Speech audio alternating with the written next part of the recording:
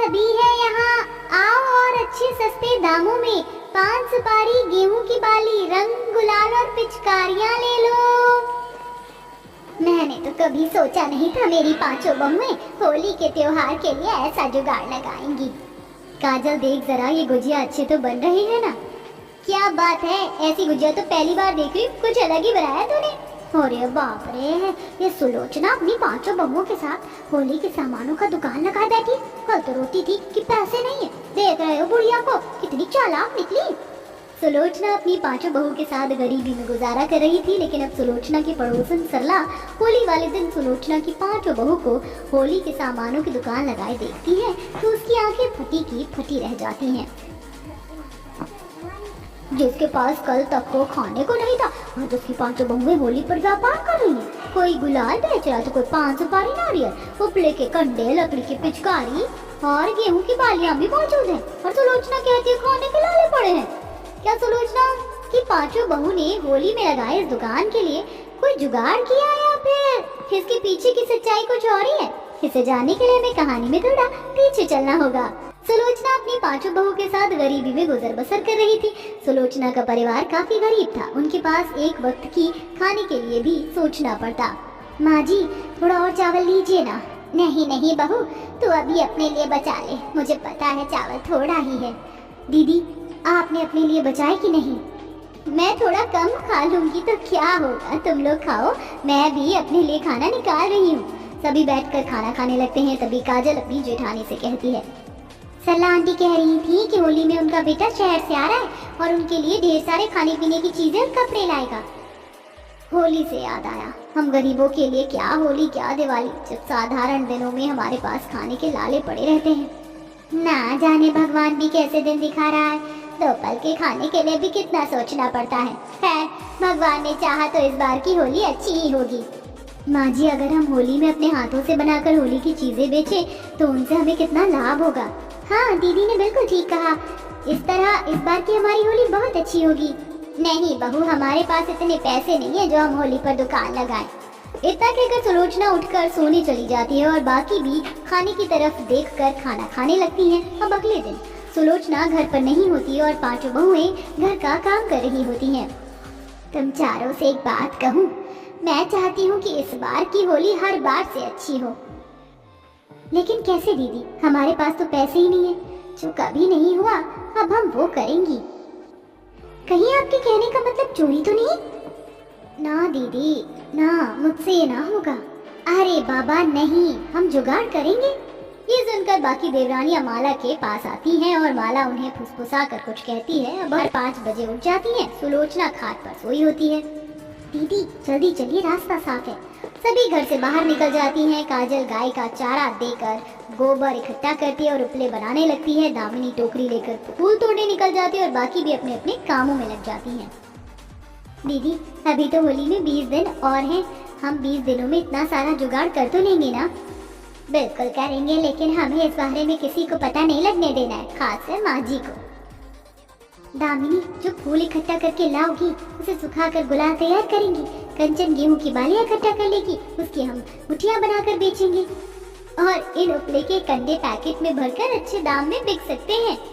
अब ये काम 5 पहले सुबह सुबह सुलोचना खटपट की आवाज से उठ जाती है और जब वो बाहर आती है तो वो देखती है, अरे बहू, क्या हो रहा है? सुबह के 4 बज रहे हैं और तुम तीनों यहाँ, ये सब क्या है?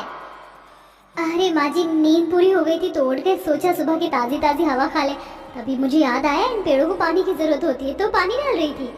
मैं बस उपले इकट्ठा कर रही थी, सोचा थोड़ा हाथ पैर चला लूं। बड़ी अजीब बात है, आज से पहले ये सारी बहुएं इतनी सुबह तो नहीं उठी, इनका भी कुछ समझ नहीं आता मुझे। सुलोचना के चले जाने के बाद दामिनी अपनी जेठानी से कहती है, जो कि सिलबट्टे पर सूखे फूल से गुलाल बना रही थी, दीदी देखो जरा, ये गुलाल कितने खुशबूदार और सुंदर लग रहे हैं। इसमें मैं थोड़ा सा गेहूं का आटा मिलाती हूँ जिससे ये और भी निखर गया है। वाकई दीदी, एकदम असली गुलाल लग रहा है ये।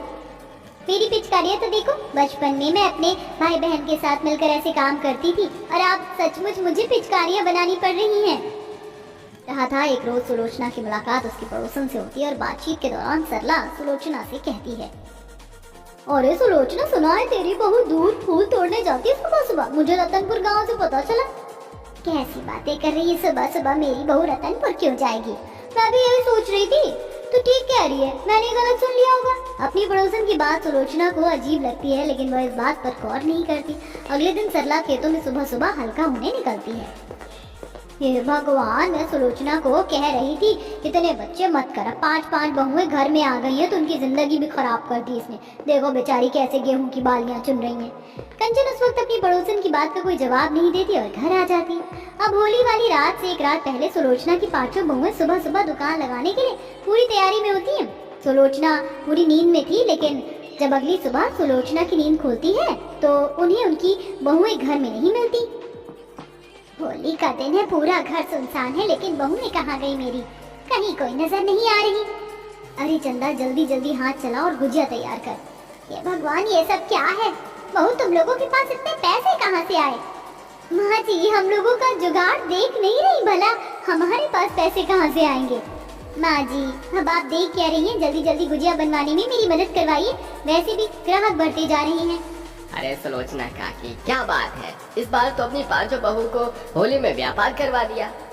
हाँ हाँ, कुछ ना करने से अच्छा कुछ करना ही है। बताओ क्या चाहिए तुम्हें? मेरा बेटा पिचकारी के लिए रो रहा है, और ये पिचकारी कितने की है? लग तो बड़ी प्यारी रही है। हाथों की बनाई पिचकारी है तो भला अच्छी तो होनी ही है। और ये गुलाल भी लेते जाओ भैया, किसी तरह का नुकसान नहीं होगा, फूलों को सुखा कर बनाया गया है। क्या बात है काकी, आपकी बहू ने तो कमाल कर दिया। गांव में चर्चे हो रहे हैं हाथों की बनाई होली के इन सामानों की, तभी तो मैं यहाँ आया हूँ। गांव के आसपास के लोग गुजिया, गुलाल, पिचकारी, उपले के कंडे, गेहूं की बाली और पान सुपारी नारियल खरीदने सुलोचना की बहुओं की दुकान पर आ जा रहे थे। फूल को सुखाकर बनाया गया गुलाल, हाथों के बने उपले के कंडे और ताजी गुजिया, गेहूं की बाली और घर का पान सुपारी नारियल लोग खुशी खुशी खरीद रहे थे। पान सुपारी, नारियल, गेहूं की बालियां और उपले के कंडे, ताजा ताजा गुजिया, रंग गुलाल सब है यहाँ। आइए आइए और ले जाइए हाथों से बनी पिचकारियाँ। शोर सुनकर सुलोचना की पड़ोसन सरला भी घर से निकलती है और वो देखती है सुलोचना अपनी 5 बहू के साथ घर के बाहर दुकान लगाए सामान बेच रही है और गांव के लोग खुशी खुशी सामान खरीद भी रहे हैं। कल तक तो कह रही थी रात का खाना नहीं बना और आज 5 बहू के साथ दुकान लगाए बैठी है। क्या बात है, झूठ भी थोड़ा कम बोला कर सुलोचना इस उम्र में। माँ जी ने भला कौन सा झूठ बोला है आपसे?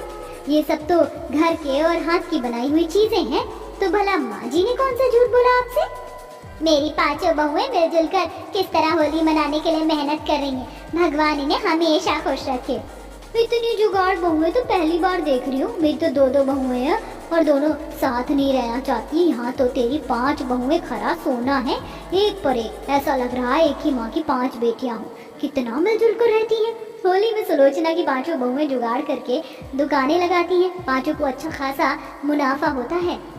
मैंने तो सोचा नहीं था गाय का गोबर भी इतना कमाल कर जाएगा। उपले के कंडे लेने तो लोगों की लाइन लगी है और मेरी लकड़ी की पिचकारी ने तो बवाल कर दिया है। क्यों दीदी? मुझे उम्मीद नहीं थी तुम 5 होली में इतना अच्छा व्यापार करोगी, लेकिन इस बार की होली होली ही नहीं, खुशियाँ साथ लाई। जमीन के अंदर बसे हरे भरे गांव में किसानों का झुंड फसलें काट रहे हैं। सबके चेहरे पर खुशी की चमक है। वैसे जो भी कहो कमलेश, धरती मैया ने हम किसानों को हमारे परिश्रम का फल हमारी सोच से बढ़कर दिया है। हाँ दिनेश, अब के बरस तो हम किसानों के साल भर के भरण पोषण का बंदोबस्त हो गया। इसी के साथ कृषकों का झुंड कटनी करता है। सभी के खेती में फसलें लहलहा रही हैं। हरी भरी पेड़ों से चलती हवा फसलों के खेतों में मानो कंघी कर रही है। तभी एकदम से धरती कपकपाने लगती है और फसल थरथरा उठती है। थम जाओ सब लोग, लगता है जमीन के ऊपर भूकंप आया है, इसलिए हमारे जमीन के अंदर हरे भरे गांव की धरती कांप रही है। क्या जमीन के अंदर बसे हरे भरे गांव के किसान अपनी जान बचा पाएंगे? और आखिरकार क्यों जमीन के ऊपर के हिस्से को छोड़कर इस गांव के निवासी जमीन के निचले हिस्से में बस गए हैं? क्या है इस हरे भरे खुशहाल गांव के पीछे का रहस्य? आइए देखते हैं। जहां दोपहर की तपती धूप में गरीब किसानों का झुंड अपनी अपनी बंजर जमीनों में हल जोत रहे हैं। चल चल। कड़ी धूप के चलते हरिया के हाँकने पर बैलों का जोड़ा जमीन में बैठ जाता है। ये लो, बैठ गए दोनों, फंस गई मारकर जमीन में। अरे अभी आधे से ज्यादा जमीन जोतना है। उठो उठो हीरा मोती, ज्यादा मुजोरी मत करो वरना चारा नहीं दूंगा। अरे काका, काहे बेचारे बैलों को खदेड़ रहे हो? तनिक सुस्ता लेने दो, आज घाम भी तो ज्यादा है। अरे हम किसान धूप देखने लगे तो जमीन पूरे बरस बंजर रह जाए। पूरे साल इन बंजर खेतों में हम तपते हैं, तब जाके हरा भरा फसल लहलाता है। खुशी की बात तो ये है हरिया काका कि हम किसान इस साल अपने अच्छे की फसलें उगाएंगे खेतों में, न कि इस लालची जमींदार के अनुसार। मैं तो धान उगाऊंगा ताकि साल भर के भरण पोषण के लिए अनाज की व्यवस्था हो जाए। कमलेश अपनी आशा जता रहा था, तभी जमींदार का आदमी खेतों में धमकता है। वो देखो, जमींदार का आदमी आ रहा है। अरे दिनेश, कमलेश, लखन, मदन, चलो, जमींदार जी ने पंचायत रखी है, सबको बुलाया है अभी के अभी। गरीब किसानों का तबका मैदान में इकट्ठा होता है, जहाँ हट्टा कट्टा जमींदार गद्दीदार कुर्सी पर बैठा था। आओ आओ आर्या, दिनेश, कमलेश, मैंने तुम सबको इसलिए बुलाया है क्योंकि इस साल तुम सबको जमीनों में मेरे लिए नील और अफीम की खेती करनी है। मगर जमींदार जी, नील और अफीम की खेती से हमारी उपजाऊ जमीन कई वर्षों के लिए बंजर पड़ जाएगी। ऐसे में हम अनाज कैसे उगाएंगे? हमारे बाल बच्चे तो भूखे मर जाएंगे। और अगर तुमने हमारी खातिर नील अफीम की खेती नहीं की तो भी तुम लोग भूखे मर जाओगे। मत बोलो तुम सबकी जमीन मेरे पास गिरवी है, मैं चाहूँ तो तुम्हारी जमीन कब्जे में कर सकता हूँ। मगर माई बाप, ये तो हम गरीब किसानों के साथ सरासर अन्याय है। अगर हम अपनी खेती बाड़ी की जमीन पर नील अफीम उगाएंगे तो अनाज किस पर बोएंगे? और इन फसलों की सिंचाई भी बहुत पानी लगता है, नहरें तालाब सूख जाएंगे। इस बात की चिंता तुम लोग मत करो, मैं बैठा हूँ भलाई करने के। जब तक फसल तैयार नहीं होगी मैं तुम्हारे परिवार का पेट भरवाऊंगा और फसल बेचने के बाद मैं गांव में सिंचाई के लिए तुम्हारे खेतों तक नहर का पानी पहुंचाऊंगा। भोले भाले किसान ठगी जमींदार के झांसे में आ जाते हैं, क्योंकि उन सब की जमीन जमींदार के जब्त थी। इसीलिए जमींदार की शर्त मानने के सिवा कोई दूसरा चारा नहीं था। सबने नीरस मन से विषैले नील अफीम की खेती की। जमींदार बरसों से इसी प्रकार मखाना गांव के निवासियों का शोषण करता था। किसानों, कुम्हारों, बढ़ई से लेकर कोई भी उसकी दादागिरी से बचा नहीं था। अजी आ गए आप, खाना परोसूं? ला मुरझाए दिल से नमक चावल परोसती है। भूख से बेहाल कमलेश जैसे ही एक दो कौर खाता है, कंकर मुंह में आ जाता है। सला चावल चुने नहीं देखा, आज फिर कंकर ही कंकर आ रहे हैं। अजी जमींदार ने जो चावल भिजवाया है उसमें चावल के रंग के कंकर हैं। आप लोग एक बार फिर इसके चुंगल में फंस गए। आज अगर आप अफीम की जगह खेतों में अनाज उगाते तो हम लोग साल भर बैठ कर खाते। एक आम जिंदगी जीना तो हम किसानों के परिवार के भाग्य में लिखा ही नहीं है। देखते देखते कुछ महीनों में अफीम की खेती तैयार हो जाती है, मगर इससे किसानों की उपजाऊ जमीन पूरी तरह बंजर हो जाती है। वहीं गर्मी का मौसम गांव पर भीषण कहर बरसाता है। नदी, कुआं, तालाब सब कुछ सूख जाता है। गांव में अकाल और सूखे की स्थिति छा जाती है। ऐसे में जमींदार विपत्ति में पड़े गांव वालों से मुंह मोड़ लेता है। मुझे प्यास लगी है, प्यास के मारे गला सूख रहा है, पानी दो ना। कहाँ से पानी दूं बिटिया, घर में एक बूंद पानी का नहीं है। कल तक जहाँ मखना गांव हरा भरा और खुशहाल था, आज उस गांव की धरती बंजर हो चुकी थी। साथ ही पूरा गांव भुखमरी से जूझ रहा था। इसी बीच जमींदार हरिया की जमीन छीन लेता है। हरिया जिंदगी से हार कर पेड़ से लटक कर फांसी लगा लेता है। सीता फूट फूट कर रोती है। मार डाला उस हत्यारे जमींदार ने, मेरे पति को मार डाला। अरे जमींदार, तुझ पर आए पड़ेगी, तू कभी सुखी नहीं रहेगा। आग बबूला जमींदार बूढ़ी सीता के बाल पकड़ लेता है। अबे ओ सठियाई बुढ़िया, चली जा यहाँ से, वरना टैट हुआ दबा दूंगा। इतनी धूप है, तन बदन झुलस गया। हाय भैया। जमींदार सबकी तकलीफों से मुंह मोड़कर अपनी आलिशान कोठी में चला गया। दिनेश ने डबडबाई आंखों से कहा, भाइयों, अब हम किसानों को ही अपनी दशा खुद बदलनी होगी, वरना ये भुखमरी हम सबको निकल जाएगी। कई दिनों की भूख प्यास से व्याकुल किसान बंजर खेतों को खोदने लगते हैं, जिसमें किसानों के बेटे बेटियां भी लगे थे। तभी गौरी के बेटे को जमीन खोदते हुए जमीन के अंदर एक अद्भुत दुनिया दिखाई देती है, जो कि पूरी तरह से हरा भरा गांव था, जिसे देखकर सोनू हक्का बक्का हो जाता है। अरे बाप रे, ये तो जमीन के अंदर दूसरी दुनिया है, अनोखा हरा भरा गाँव। हे भगवान, जमीन कोयले जितनी तेज सुलग रही है। सोनू बेटा, तू इस जमीन के अंदर क्या देख रहा है?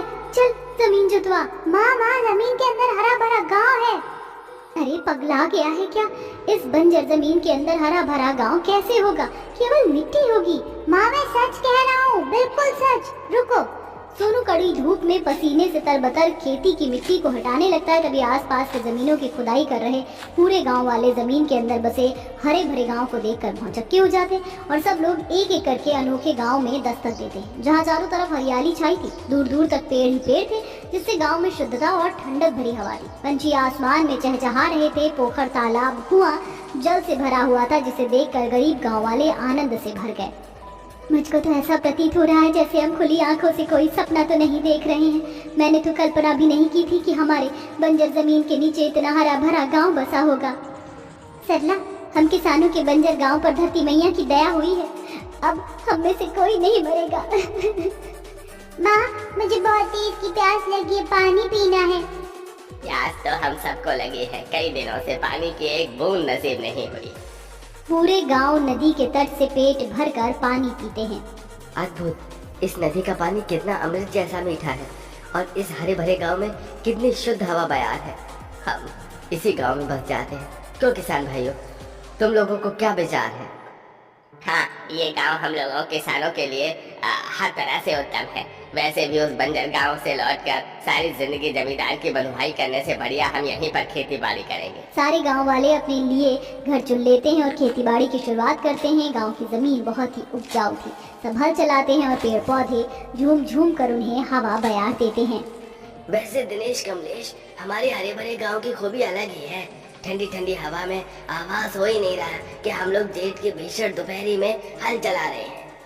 हाँ भाई, वरना पहले तो खेती बाड़ी करने में शरीर झुलस जाता था। उपजाऊ जमीनों में थोड़े समय बाद ही फसल निकल जाती है, जिससे सारे किसानों के चेहरे पर खुशी की चमक थी। दिन भर की थकान के बाद पूरा गांव रात को सुख चैन भरी नींद सोते थे। मगर जब कभी जमीन हिलती डुलती तो हरे भरे गांव की धरती थर थर कांप जाती थी। गांव के निवासी इस दिनचर्या के आदी हो जाते हैं और खुशी खुशी जीवन यापन करने लगते हैं।